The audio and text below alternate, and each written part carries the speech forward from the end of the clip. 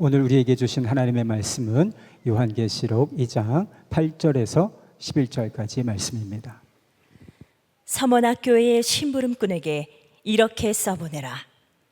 처음이며 마지막이요 죽으셨다가 살아나신 분이 이렇게 말씀하신다. 나는 내가 당한 환난과 궁핍을 알고 있다. 그런데 사실 너는 부요하다. 또 자칭 유대 사람이라는 자들에게서 내가 비방을 당하고 있는 것도 나는 알고 있다. 그러나 사실 그들은 유대 사람이 아니라 사탄의 무리다. 내가 장차받을 고난을 두려워하지 말아라. 보아라, 악마가 너희를 시험하여 넘어뜨리려고 너희 가운데서 몇 사람을 감옥에다 집어넣으려고 한다. 너희는 열흘 동안 환난을 당할 것이다. 죽도록 충성하여라. 그리하면 내가 생명의 면류관을 너에게 주겠다. 귀가 있는 사람은 성령이 교회들에 하시는 말씀을 들어라. 이기는 사람은 둘째 사망의 해를 받지 않을 것이다. 아멘. 오늘 설교 제목은 좀 진리입니다. 죽도록 충성하여라. 오늘은 은혜 받기는 글렀네, 이렇게 생각하는 분들도 계실 겁니다. 그러나 저는 기도했습니다. 하나님, 오늘 이 말씀이 우리 성도들의 마음의 은혜가 되고, 그리고 변하여 평생의 기도 제목이 되는 역사가 일어나게 주옵소서. 이건 정말 성령님의 역사로만 가능한 일입니다. 오늘 여러분 가운데 정말 그 역사가 일어나게 되기를, 또 여러분 스스로가 분명히 체험하게 되기를 원합니다. 이 서머나 교회는 소아시아 7교회가 다 공이 그랬지만 엄청난 핍박을 받은 교회고, 또 굉장히 가난한 교회였습니다. 아주 가난한 교회로 특징 지어지는 교회입니다.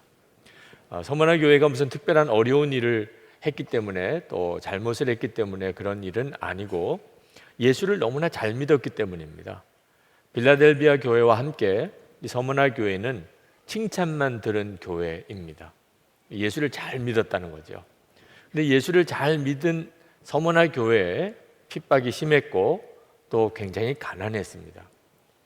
근데 우리 주님은 참 놀랍게도 그 서머나 교회를 향하여 부유하다고 말씀하셨어요. 9절에 보면, 난 내가 당한 환난과 궁핍을 알고 있다. 그런데 사실 너는 부유하다. 참 놀랍지요? 우리가 보는 것과 예수님이 보는 게 많이 다를 수 있다는 것을 우리에게 깨우쳐 주십니다. 가난한데 부유한 사람이 있고, 부유한데 가난한 사람이 있는 겁니다.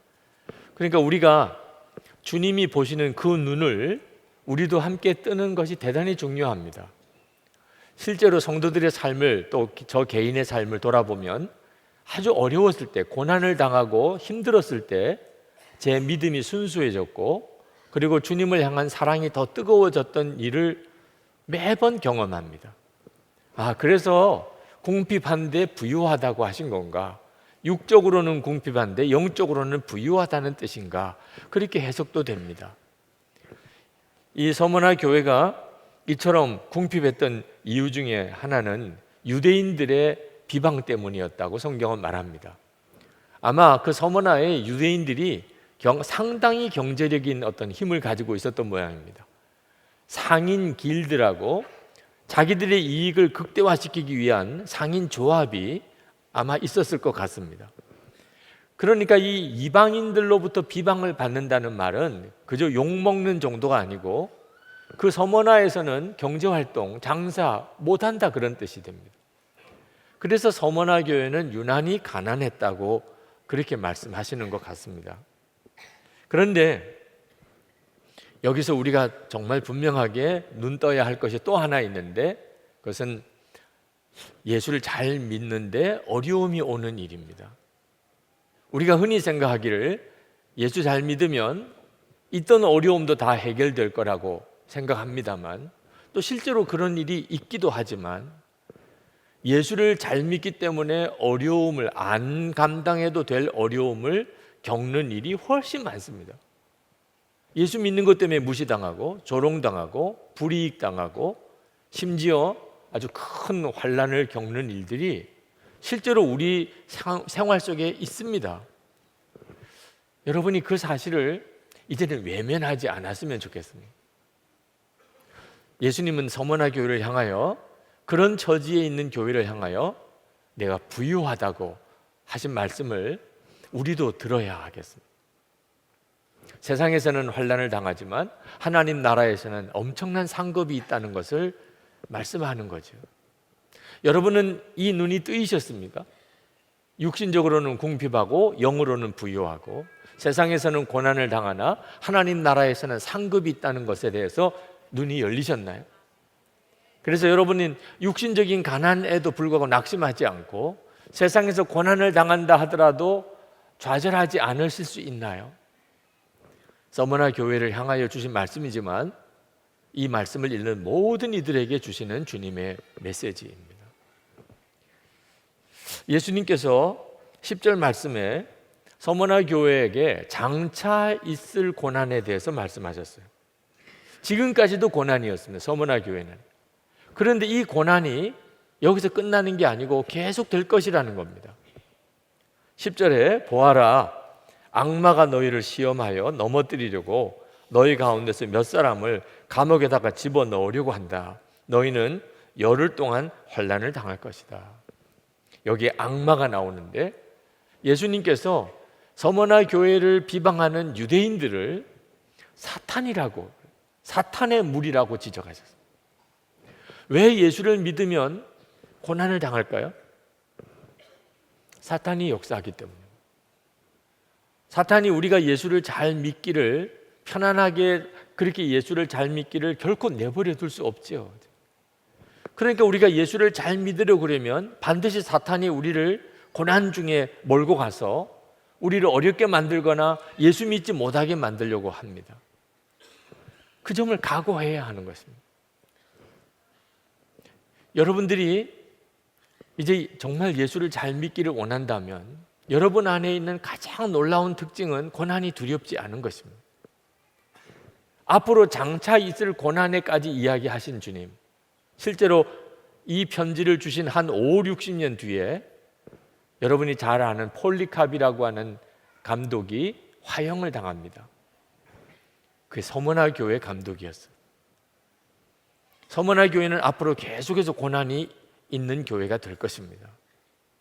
그때 예수님께서 그 서머나 교회에게 하신 말씀이 고난을 두려워하지 말라는 것이었습니다. 고난을 두려워하는 마음이 있으면 절대로 고난을 이기지 못합니다. 끝까지 예수님을 믿고 살 수 없습니다. 마귀가 고난 하나 가지고 우리를 얼마든지 가지고 놀고 우리의 믿음을 무너뜨릴 수 있기 때문입니다. 우리 모두의 문제입니다. 여러분은 고난이 두렵지 않습니까? 좋은 사람이야 있겠습니까? 고난이 그냥 두렵지는 않습니다. 여러분 그렇습니까? 그건 우리에게 대단히 중요한 문제입니다. 근데 예수님은 거기서 한 걸음 더 나아갑니다. 10절에 보면 죽도록 충성하여라. 그리하면 내가 생명의 면류관을 너에게 주겠다. 죽도록 충성하라. 어떻게 보면 좀 섭섭한 말씀입니다. 그렇지 않아도 지금 힘들어 죽겠는데 아예 죽으라는 이야기잖아요. 근데 실제로 여러분이 고난을 겪어보든지 또는 고난을 당하는 사람을 옆에서 지켜보면 고난 당할 때 우리가 고난을 이길 수 있는 유일한 길이 죽도록 충성하는 것임을 알 수 있습니다. 우리 감리교회 원로 목사님 한 분이 은퇴하시기 전에 책을 하나 내셨는데 책 제목이 인상적이었습니다. 죽도록 하면 사는 길이 열린다. 그 책 제목이었어요. 그 목사님의 평생 목회하면서 당신도 경험하고 교인도 보면서 깨달은 원리예요. 어떤 어려움이 오든지 어떤 시험이 오든지 죽도록 하면 반드시 살게 되더라는 거예요. 문제는 적당하게 하는 것입니다. 적당하게 하면 반드시 꺾어지고 실패하고 더 어려워지더라는 거예요. 그래서 그분이 책 제목으로 죽도록 하면 사는 길이 열린다고 그렇게 썼습니다. 우리 주님이 우리에게 우리가 고난당할 때 그 고난을 이기는 열쇠를 주신 거예요. 죽도록 충성하라. 여기서 충성하라는 구절은 한국 교회가 가장 잘못 이해하고 있는 구절 중에 하나입니다. 충성하라는 의미가 열심히 봉사하라, 그렇게 해석되는 경우가 대부분입니다. 충성하라 그러셨으니까 더 열심히 봉사해야 되나 보다. 그런데 성경의 진정한 의미를 이해하고 이 말씀을 읽으면 어떤 어려움이 오더라도 순교할 각오를 가지고 믿음을 지키라, 정확한 의미입니다. 그러니까 열심히 봉사하라는 게 아니고, 죽도록 열심히 봉사하라는 게 아니고, 순교할 각오를 가지고 주님을 향한 믿음을 견고하게 지키라, 그런 뜻입니다. 그러면 반드시 생명의 면류관을 얻을 것이라는 겁니다. 지금 저에게 있어서 삶은 어떤지 말씀을 가지고 한번 비추어 보았습니다. 저의 삶을 고난의 시기라고 말할 수는 없더라고요. 물론 저에게도 여러분에게 다 말씀드릴 수 없는 여러 가지 어려운 일들이 있습니다. 그렇지만 제가 지금 고난의 시기에 있나, 서머나 교회처럼 그렇게는 말할 수가 없어요. 그러나 언젠가는 저에게 서머나 교회처럼 말할 수 없는 고난의 순간이 올 수 있다는 것을 주님은 말씀하고 계세요. 준비하라는 것입니다. 성경 말씀대로 설교하지 마시오. 나는 죽고 예수로 사는 그런 복음은 전하지 마시오. 내 모든 것을 다 빼앗아가고, 그리고 심지어 생명까지도 위협을 당하는 그런 순간이 만약에 온다면 나는 그때 끝까지 하나님의 말씀을 붙들고 그리고 믿음의 길을 갈 수 있게 해주옵소서. 그게 저의 기도 제목이에요. 지금은 그런 상황이 아닙니다. 그런 조짐은 있어요. 그러나 지금은 그렇다고 말할 수는 없지만 만약에 그런 상황이 온다면, 그렇다면 기꺼이 순교할 각오를 갖고 주님의 기뻐하는 뜻대로 가게 해주소서. 그건 지금의 저의 기도예요. 이 설교를 준비하면서 저희 기도기도 했습니다. 저는 저 자신이 얼마나 약한지를 압니다. 어려움이 오는 것이 얼마나 저에게는 부담이고 두려운 일인가 순간순간 저 자신이 느낍니다. 과연 그런 상황이 올 때 제가 담대하게 믿음을 지킬 수 있을까요? 여러분들도 한번 여러분 스스로를 한번 진단해 보시기 바랍니다. 나는 고난이 올 때 죽도록 충성할 수 있을까?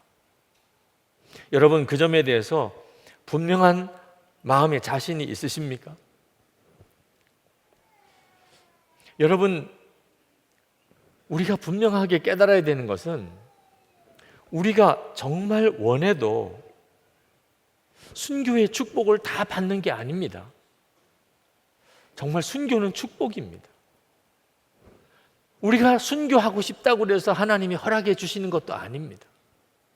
그러나 순교할 믿음은 모든 사람이 다 가지고 있어야 돼요. 하나님이 우리에게 순교의 축복을 주실지 또는 아니면 나에게는 순교의 축복을 주시지 않을 수도 있습니다. 아마 여기 계신 분들 대부분은 순교의 축복을 누리지 못할 것입니다. 그러나 순교의 믿음은 똑같이 가지고 있어야 돼요. 우리가 하나님 앞에 섰을 때 우리는 옆에 순교자가 같이 서 있을 것을 항상 생각해야 됩니다. 하나님은 이중 기준을 가지고 심판하는 하나님이 아니시지 않아요. 순교자에게 가지고 있는 기준이나 우리 자신에게 가진 기준이나 똑같은 것입니다. 그러므로 우리가 순교는 너무나 두려워, 고난은 나는 너무나 싫어, 이런 믿음으로 계속 가면 안 되는 겁니다. 이건 반드시 해결해야 되는 겁니다. 내가 진짜 예수를 믿었다면 그러면 순교도 두렵지 않는 믿음이 되어야 마땅한 것이죠.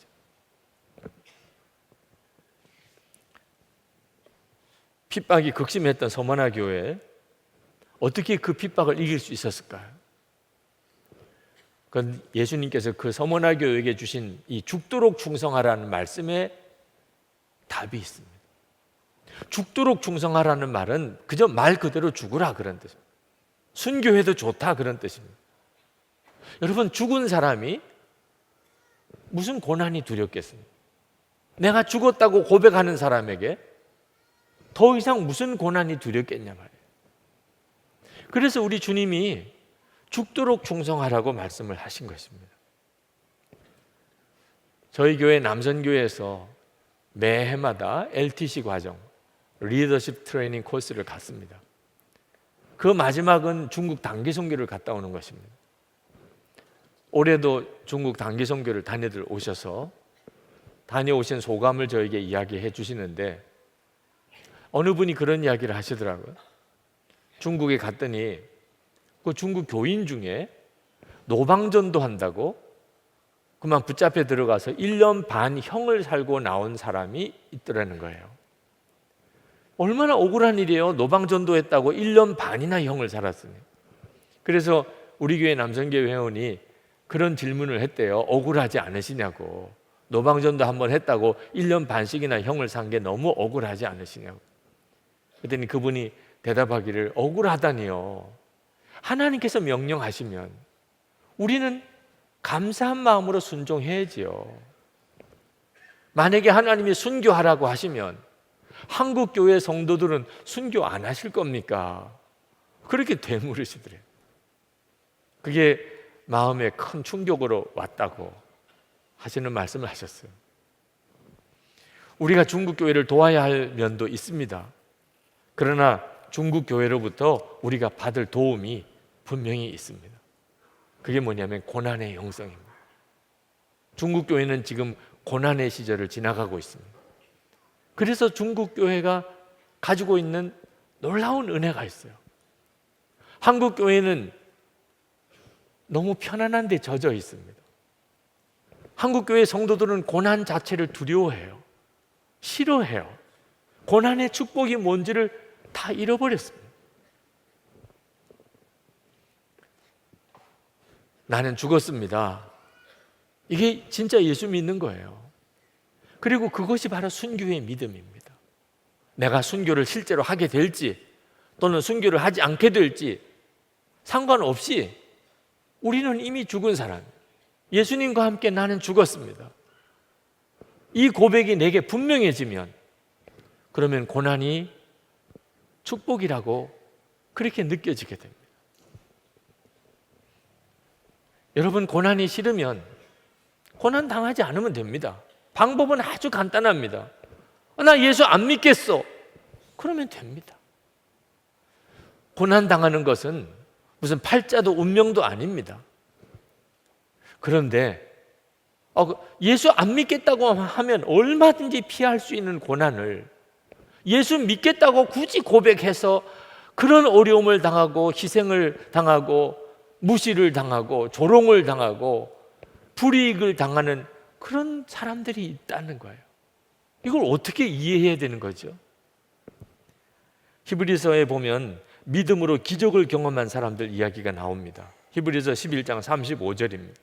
믿음으로 여자들은 죽었다가 부활한 가족을 다시 맞이하였습니다. 이런 역사가 있어요. 믿음으로 죽었던 가족이 다시 살아나는 이런 놀라운 일을 경험하는 일들이 있어요. 그러나 믿음으로 고난을 자초한 이들이 훨씬 많습니다. 35절 하반절에 또 어떤 이들은 고문을 당하면서도 더 좋은 부활의 삶을 얻고자 하여 구태여 노연하기를 바라지 않았습니다.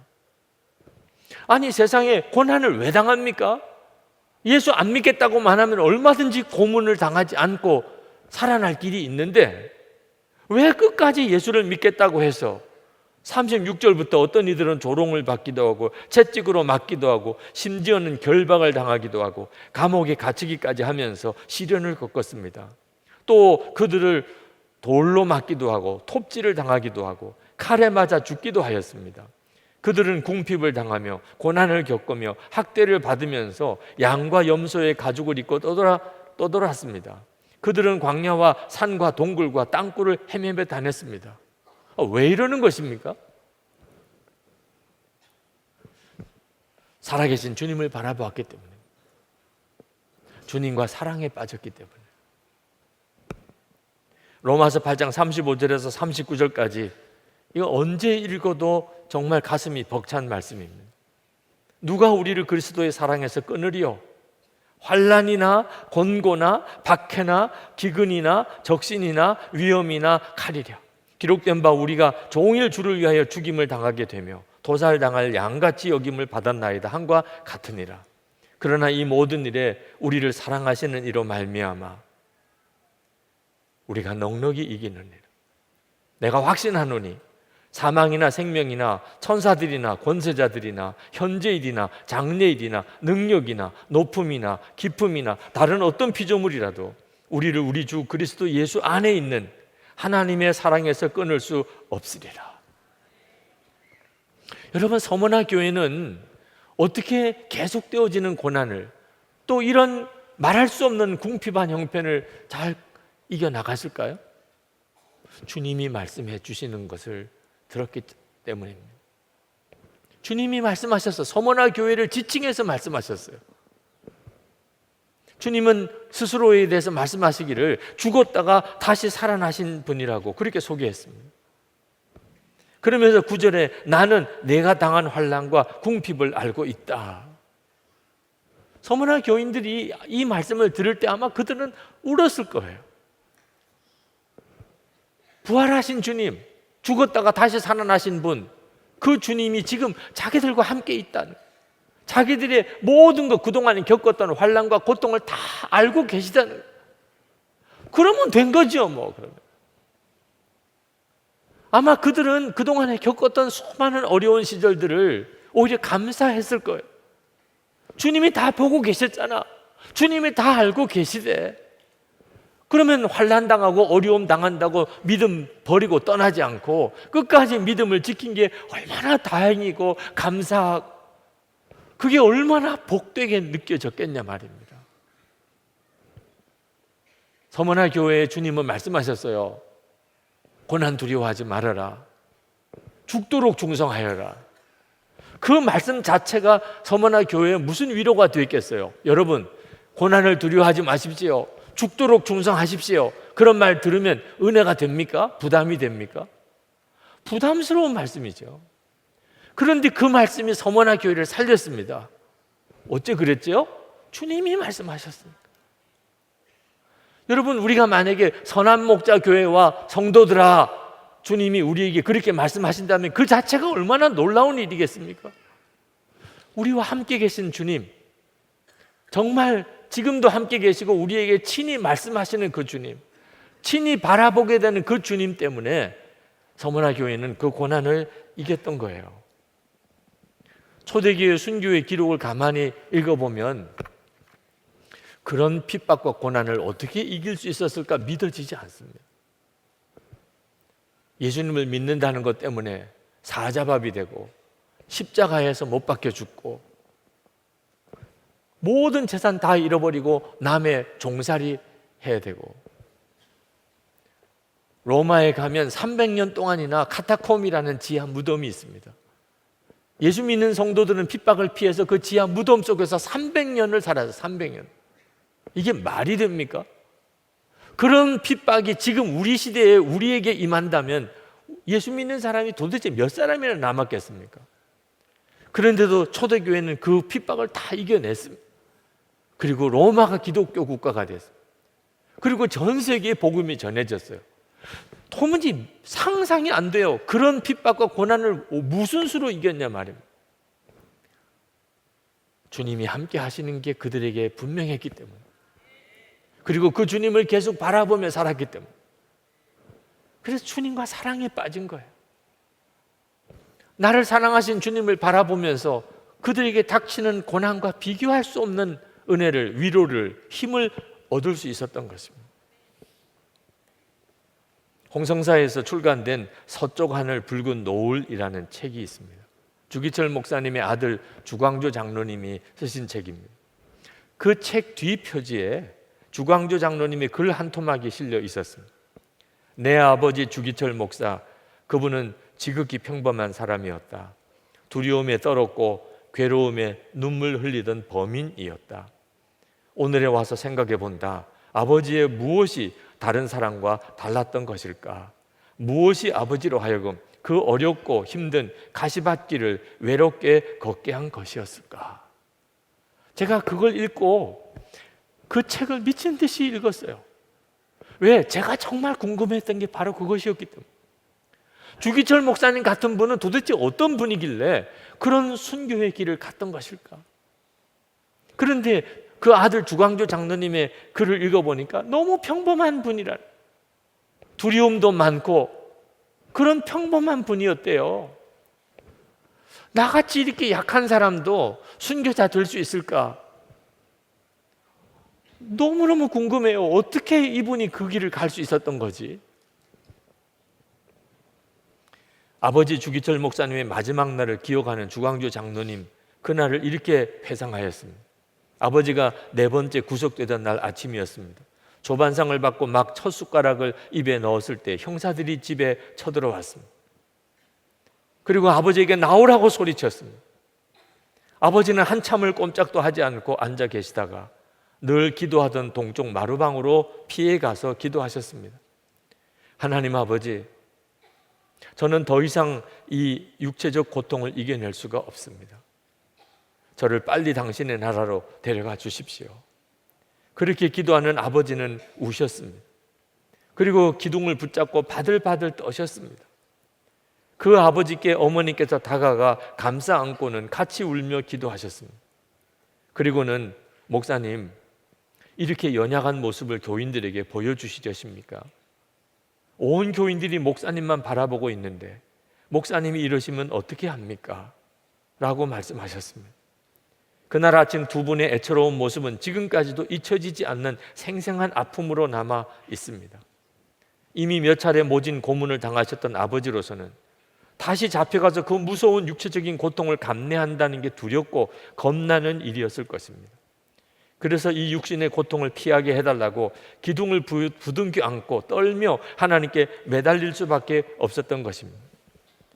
일본 경찰의 모진 고문과 위협 앞에서 아버지는 두려움을 감추지 못하셨던 평범한 사람에 불과했습니다. 그러나 기도를 마친 후에는 아무 일도 없었다는 듯 다시 조용한 모습으로 일본 경찰의 뒤를 따라 나가셨습니다. 그때는 어린 아들이었던 이 주광조 장로님의 눈에 아버지 주기철 목사님은 너무 약하신 분, 너무 두려움이 많으신 분이었어요. 그는 절대로 무슨 강철 같은 투사도 아니었어요. 물불을 가리지 않고 돌진하는 전사도 아니었습니다. 우리와 똑같이 고난이 두려운 사람이었어요. 근데 어떻게 그가 주어진 십자가의 길을 마다하지 않을 수 있었습니까? 그 아들 주광조 장로님은 이렇게 말합니다. 자신의 생명보다 더 컸던 하나님에 대한 사랑이었다. 그거예요, 열쇠는. 내 생명보다도 더 큰 하나님의 사랑을 아는 눈이 뜨일 때만 이게 가능해요. 주기철 목사는 1940년 9월 20일 5번째이자 마지막 평양 경찰서에 수감되었고 그리고는 거기서 돌아가셨습니다.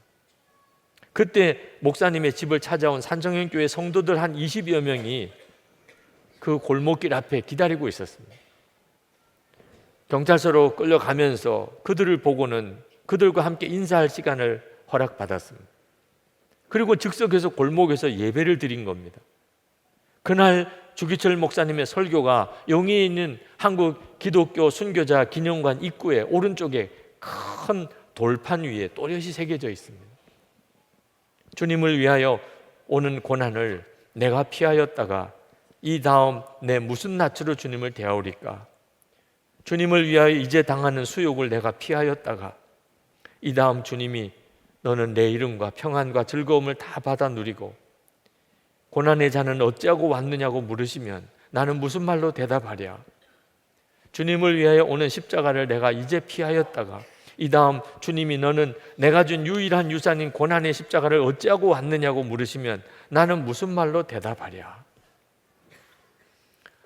너무나 평범했던 그 주기철 목사님이 십자가의 순교의 길을 갈 수 있었던 것은 주님과 사랑에 빠졌기 때문에. 이 책의 이야기는 주기철 목사님의 순교로 끝나지 않습니다. 그 다음에 순교자의 아들이었던 주광조 장로님의 말할 수 없이 어려운 순교자 아들의 삶이 그 뒤에 이어져 나옵니다. 아버지는 세상 떠나시고 순교하시고 교회에서는 이제 사택에서 나와야 되고, 그때부터 말로 설명할 수 없는 가난의 삶이 시작이 됐습니다. 일제시대 때 주기철 목사의 아들이라고 겪는 무시와 따돌림은 말할 수도 없었어요. 아버지가 너무 원망스러웠대요. 다른 목사님들은 다 살 길을 찾아 잘 가던데 왜 아버지는 그렇게 미련스럽게 일찍 돌아가셔서 우리로 이렇게 고생을 하게 만드냐. 그 순교자의 자녀의 고통스러웠던 삶의 이야기를 읽는 것은 저에게도 대단히 마음이 아팠어요. 그때 저희 딸이 책을 같이 읽었습니다. 그래서 저희 딸과 대화를 하게 됐어요. 지금이 일제시대라면 아빠는 주기철 목사님과 같은 길을 갔을 텐데, 그리고는 말을 흐렸어요. 너희들 차마 너희들이 마음에 걸린다, 이렇게 말을 못 하겠더라. 나 혼자 같았으면 나는 주기철 목사의 길을 갔었을 텐데, 문제는 그러면 이 아이들이 문제. 주광조 장로님의 글을 읽어보니까 정말 두 딸의 문제예요.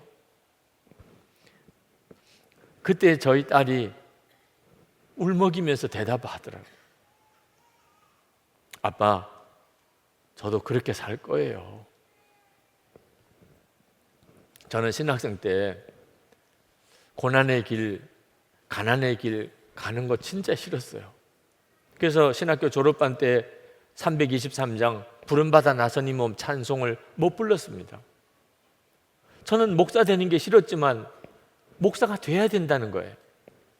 억지로 된 목사지만 마음의 소원은 이왕 목사가 되는 거, 큰 교회 담임 목사가 되고 싶었어요. 저는 아버지처럼 그렇게 가난하고 어렵고 힘든 그런 목사의 길을 가고 싶지 않았어요. 그러니 아골골짝 빈들에 가겠다고 찬송을 못하는 거죠. 근데 제가 목사가 되고, 그리고 이제 대학원 마지막 학기를 준비하고 있을 때 주님이 저에게 그 대학원 석사 학위를 바치라는 거예요. 그건 저에게 감당할 수 없는 시험이었습니다. 신대원 졸업도 못한 목사, 그렇게 무시를 당하고 살아야 한다는, 어느 교회에서 저를 불러주겠어요? 그건 저에게 있어서 죽으라는 것과 같은 것이더라.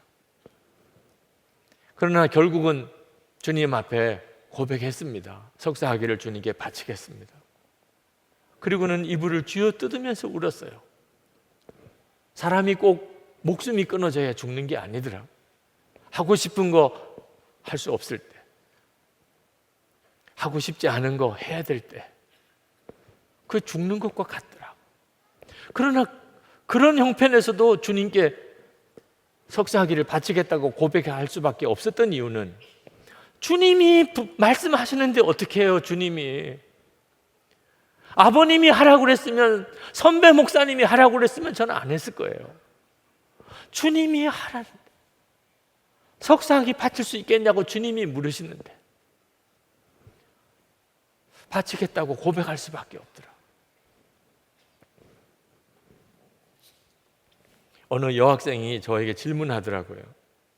목사님들 치고 성령의 인도를 받아야 된다는 걸 모르는 분이 없을 텐데 성령의 인도를 받지 않는 목사님도 많은 것 같은 건 왜 그런가요? 참 대답하기 어려운 질문을 하더라. 제가 잠깐 숨을 고르고 그리고 대답했어요. 성령의 인도하심을 받아야 된다고 안다고 해서 성령의 인도를 받을 수 있는 건 아니다. 항상 주님을 바라보고 주님과 사랑에 빠지지 않은 사람은 성령의 인도를 받아야 된다는 것을 알면서도 성령의 인도를 받을 수가 없다. 너무 두려워서. 그래서 24시간 주님을 바라보고 사시라는 거예요. 여러분, 여러분에게 정말 말할 수 없는 고난이 올지 안 올지는 모릅니다. 여러분이 순교할지 안 할지도 몰라요. 그러나 준비는 하고 있어야 돼요. 나는 죽었습니다. 이건 우리의 고백이어야 하고 주 예수님과 사랑에 빠져 살아야 돼요. 그러면 비로소 눈이 열립니다. 말할 수 없이 궁핍하나 부유한 자가 되는 그 눈이 뜨입니다. 세상에서는 고난을 당하나 하나님 나라에서의 상급이 얼마나 놀라운지를 감격하게 됩니다. 오늘 우리가 기도하기 전에 찬송을 한번 같이 부르고 기도하고 싶습니다. 323장 부름받아 나선 이 몸입니다. 여러분들은 이 찬송을 부를 수 있으십니까? 오늘 이 시간 한번 같이 부르십시다. 다 일어나셔서 우리 323장 찬송을 부르시겠습니다.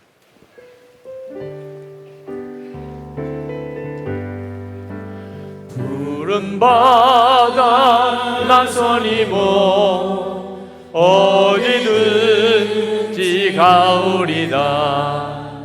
괴로우나 즐거우나 주만 따라가오리니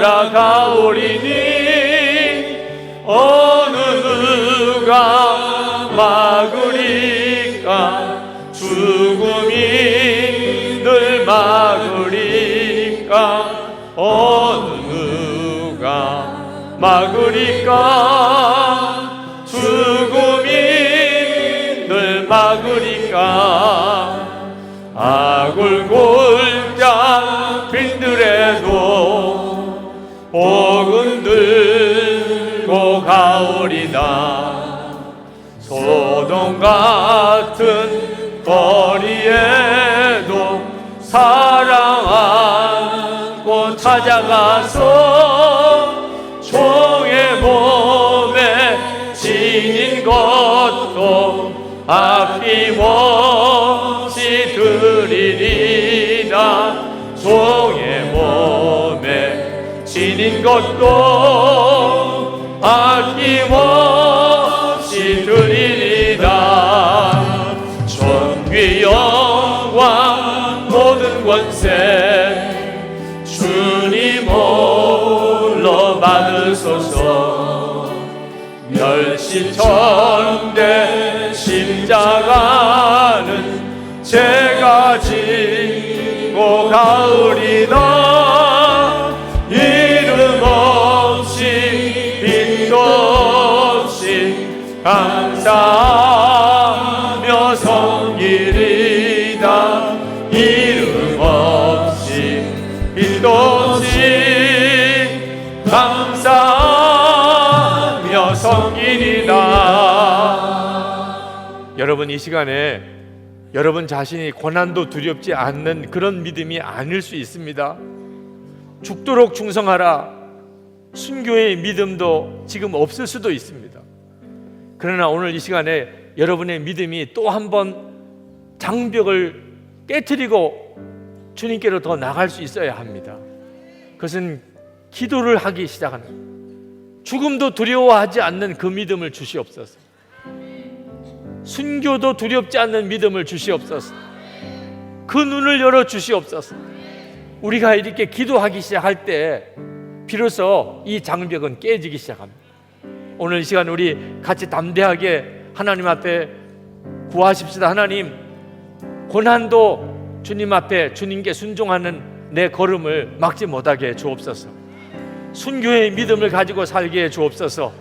우리 기도하겠습니다. 은혜와 사랑이 충만하신 하나님, 놀라우신 하나님, 은혜와 놀라우신 하나님 역사하시고 주님 감사하며 놀라우신 하나님 은혜를 도와주시고 하나님의 능하신 손에 같이 해주셔서 주님 긁어들어 주시고 사랑과 은혜가 충만하신 놀라우신 하나님, 놀라우신 주님, 주신 대로 주신 하나님, 아버지 하나님 안에서 주 예수님 사랑하는 성도들의 마음과 생각을 지켜주셔서 다스려 주셔서 온전히 다스려 주시고 주님의 원하시고 주님의 기뻐하시고 하나님 온전한 주님 온전히 저들을 인도해 주셔서 말할 수 없는 하나님 하나님 역사에 주시는 주님의 은혜, 하나님 놀라우신 하나님의 사랑, 하나님 감사합니다. 하나님 부어주소서. 은혜 해결해 주시고 성령님 역사에 주시옵소서. 은혜와 사랑이 많으신 아버지 하나님, 고난이 두려워서 마귀의 역사 앞에 꼼짝을 하지 못하고 계속해서 살아가면서 좌절과 낙심과 원망 가운데 사는 것을 이제 벗어나기를 원합니다. 하나님, 우리의 눈을 완전히 열어주셔서 지금도 우리와 함께 하시는 주님을 분명히 바라보게 하시고 주님과 온전히 사랑에 빠져 사는 그 은혜의 길로 우리를 이끌어 주소서. 고난이 전혀 두렵지도 않고 오히려 고난이 축복이라고 믿어지는 이 기적이 우리의 심령에 일어나게 해 주시옵소서. 오늘도 하나님 앞에 전심으로 예배하고 돌아가는 성도들, 주여 저들을 위하여 축복하고 또 축복합니다. 주님을 사랑하는 마음, 정말 감사한 심정, 하나님을 향한 진정한 믿음으로 준비한 예물을 주께 올려드리는 성도들을 또한 받아주시기 원합니다. 은혜를 주셔서 세상에서 소금과 빛처럼 살 수 있는 힘을 주셔서 주님 바라보는 눈을 뜨고 그렇게 주님과 동행하며 살게 하소서. 마음의 심령에도 은혜가 넘치고 주님 육신의 질병도 깨끗하게 씻어주시고 가정 안에 하나님의 은혜가 충만하게 하시고 성도들의 기업에 복을 주셔서 마음껏 주의 일할 힘이 있게 해 주시옵소서. 하나님, 이 나라와 민족을 위하여 오늘도 우리가 주님 앞에 간절히 마음을 모아 기도합니다. 금식하며 계속해서 하나님께 기도합니다. 북한에 있는 정권, 악한 정권이 속히 꺾어지게 해주시고 복음의 통일, 평화의 통일이 이 땅에 이루어지게 해 주옵소서. 여전히 억류되어 있는 김국기 목사님, 김정옥 선교사님, 최충교 선교사님, 김학성 교수님, 김상덕 교수님, 김동철 씨, 중국에 지금 억류되어 있는 신마띠아 선교사를 비롯한 많은 주의 종들 속히 풀려나게 해 주시옵소서. 세계 열방에 나가 있는 선교사님들, 오늘도 주의 손에 부탁드립니다. 핍박당하는 교회가 많고 핍박당하는 성도들이 이 땅에 얼마나 많은지 모릅니다. 그들 위해 주의 은혜가 충만하게 부어지기 원합니다. 서머나 교회 위에 부어주셨던 하나님의 놀라운 은혜가 저희들과 온 세계 열방에 있는 모든 성도들에게 충만하여 주옵소서. 우리 주 예수 그리스도의 크신 은혜와 아버지 하나님의 놀라우신 사랑하심과 보혜사 성령이 하나 되도록 교통하심이 예배하고 돌아가는 모든 성도들과 함께 하시기를 축원하옵나이다. 아멘.